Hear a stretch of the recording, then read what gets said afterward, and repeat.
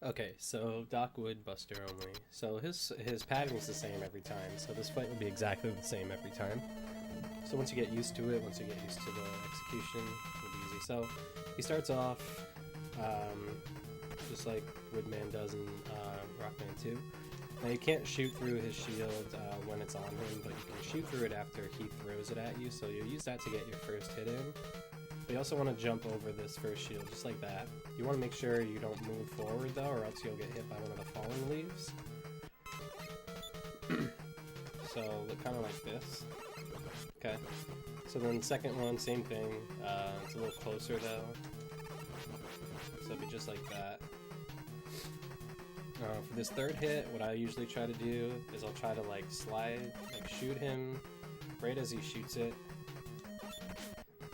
Like try to like slide through. Like that. And then just buffer some shots in. Now they do have iframes, so you can't just mash them down. You got it's easier to time your shots. I guess you could mash it if you wanted to.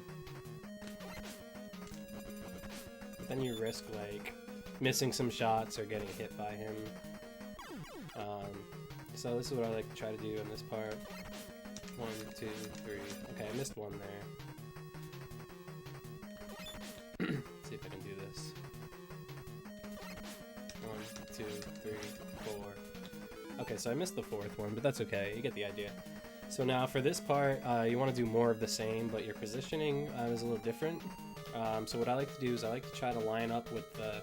So there's 3 sets of X's you can see right in the middle of the screen. So 1 on the left, 2 in the middle, 3 on the right. So I try to line up on the first X on the right side group. So right under that left side X on the third part. So like right here. So that will, what that will do is... let me just try to do this one more time while I'm still here. Okay, same thing. So right here. Because then you can just, you'll be able to jump over without getting hit again.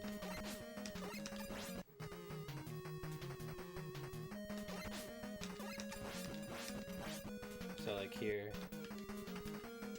See how you can just jump right over again. So then you'll do kind of more of the same. Might have to back up a little bit. Jump too late. Okay, yeah, I gotta stand a little bit farther back. Okay. Okay, just like that, and then just get as many hits as you can. Same thing here. Okay, so then same thing on this side too.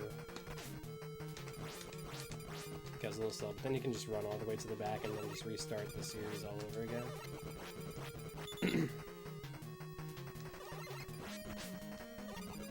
Okay, and I came in there with full health, so you didn't have to use an E-tank if you do all that right.